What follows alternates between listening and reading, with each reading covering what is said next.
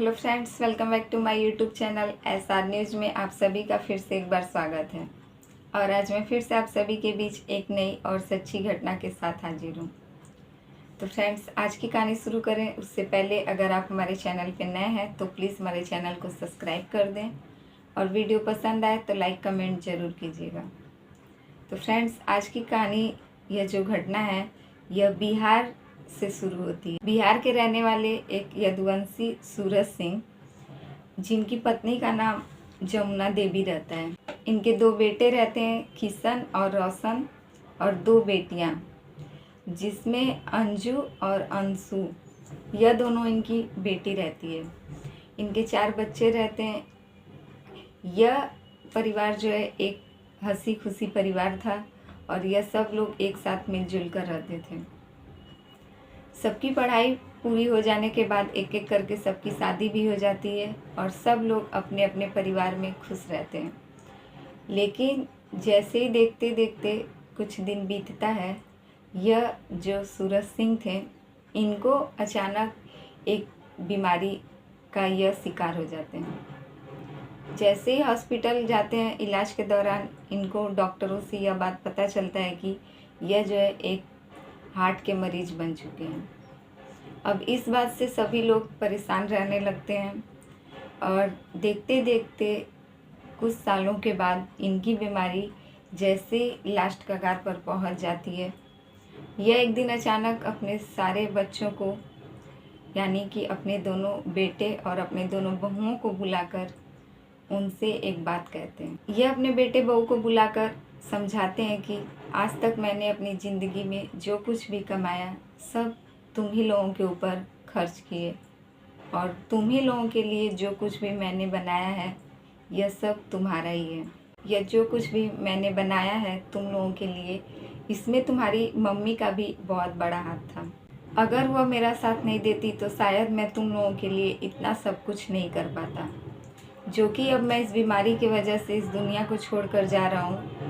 मैं चाहता हूँ कि तुम लोग अपनी माँ का खास ख्याल रखो और मेरे जाने के बाद उन्हें किसी भी चीज़ की कोई भी कमी न हो, उन्हें किसी भी प्रकार की कोई तकलीफ़ न हो। यह बात वह जैसे ही समझाते हैं, अचानक उनकी सांसें थम जाती है।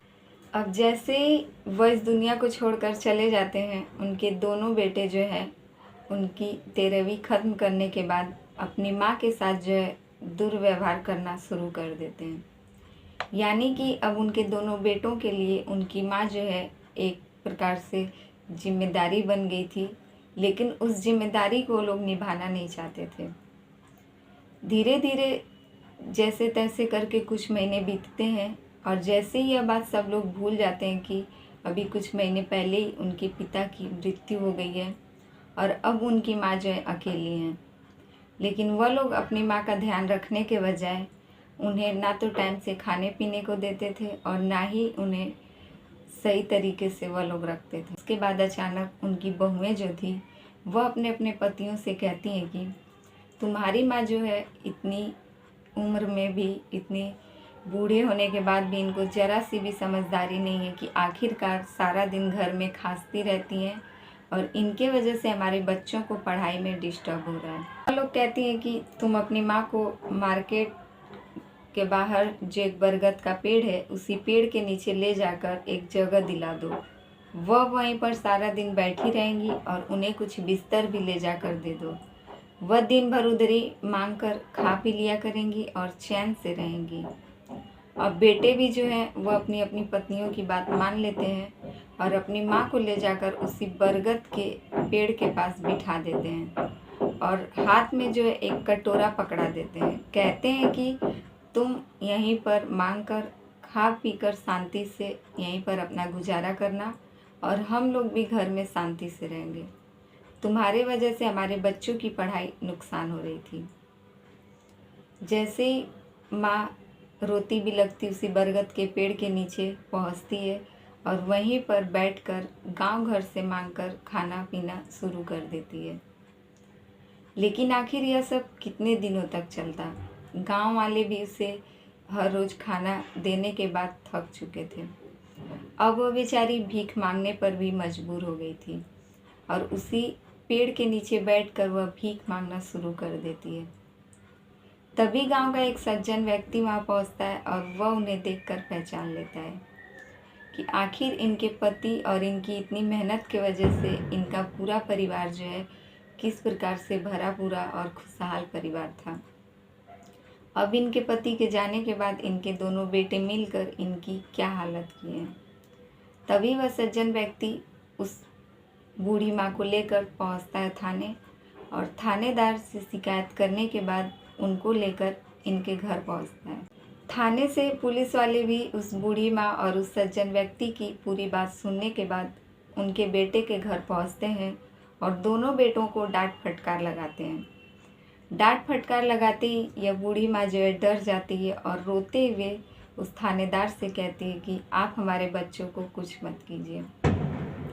वह अपने बेटों के लिए ही थानेदार से दया की भीख मांगने लगती है, और उस बूढ़ी माँ को रोते हुए देख थानेदार उनके दोनों बच्चों को ना तो हाथ लगाते हैं और ना ही उन्हें जेल लेकर जाते हैं।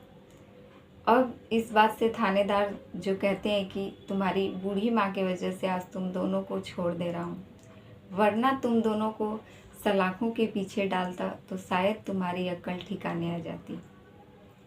अब वह कहते हैं कि एक महीना करके तुम दोनों अपनी माँ को संभालोगे, और वह यही फैसला कर वापस लौट जाते हैं। तभी बड़ा बेटा जो था वह 1 महीना तक अपनी माँ को अपने घर में रखता है। वहीं उसकी पत्नी जो है सीढ़ियों के नीचे ही एक बोरिया बिछाकर उसकी माँ को रखती है। कभी का 1 दिन 2 दिन पर एक वक्त का खाना देती थी। टाइम पर वह लोग उसे खाने पीने को भी नहीं देते थे, और उसी सीढ़ियों पर वह बेचारी अपना गुजारा करती थी। लेकिन वह जानती थी कि थानेदार को यह बात पता चलेगी तो वह उनके बेटों को कष्ट पहुंचाएंगे, इसीलिए वह अपने दिल की बात किसी से नहीं कहती थी। अब जब 1 महीने के बाद उसके छोटे बेटे की बारी आती है, वह भी अपने घर अपनी माँ को ले जाता है। उसकी पत्नी उसे छत पर एक टूटा हुआ चारपाई दे देती है और उसी पर कुछ बोरियों को डालकर उसकी माँ को वहीं रहने के लिए कहती है। लेकिन वह छत पर ना ही उस बूढ़ी माँ को खाना ले जाती थी, ना ही टाइम पर पीने को पानी।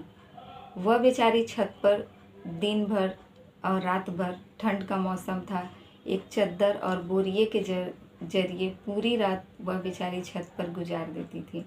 अब आस पड़ोस के लोग जो है यह देख नहीं पाते हैं, और उस बूढ़ी माँ की सहायता करने के लिए हर रात को वह लोग कुछ बिस्तर और खाने पीने का सामान दे देते। बात भी बेटे बहू को पता चल जाता है और उन लोगों को लगता है कि हमारी बदनामी हो रही है, और यह बात पुलिस वालों को पता चला तो शायद वह लोग फिर से हमारे घर पर आ जाएंगे।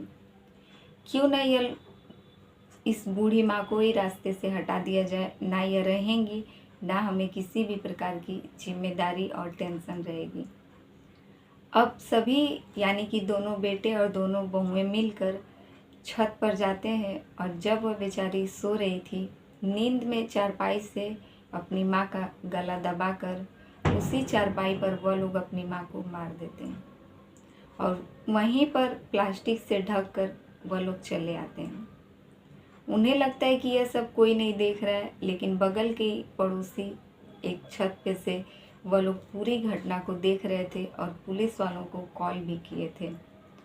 तभी सुबह सुबह उनके घर पर पुलिस पहुंचती है, और जब उनसे उनकी माँ के बारे में पूछती है, पहले तो वह लोग कहते हैं कि माँ घर छोड़कर चली गई है, लेकिन जब पुलिस अपने आप पर आ जाती है तो वह लोग मजबूरी में छत पर ले जाते हैं और प्लास्टिक हटाकर अपनी माँ की शव को दिखाते हैं। इसके बाद पुलिस उस दोनों बेटे और बहू को अपनी हिरासत में लेकर थाने लेकर पहुंचती है। तो फ्रेंड्स, ये रही आज की कहानी। यह एक दर्दनाक घटना जो कि बिहार से निकलकर हम सबके सामने आई थी। एक बेचारी माँ जो कि अपने पति के साथ मिलकर अपनी गरीबी अवस्था में भी अपने बेटों को किस प्रकार से पढ़ा लिखा कर, खिला पिला कर उन्हें बड़ा करती है, लेकिन वही बेटे और बहू मिलकर एक बूढ़ी माँ को 2 टाइम का खाना भी नहीं दे पाते हैं। तो फ्रेंड्स, ये रही आज की घटना। कहानी अच्छी लगे तो प्लीज़ हमारे वीडियो को लाइक कमेंट ज़रूर कर दें, और हमारे चैनल पे नए हैं तो प्लीज़ हमारे चैनल को सब्सक्राइब कर दें। फिर मिलेंगे आपसे ऐसी दूसरी सच्ची घटना के साथ।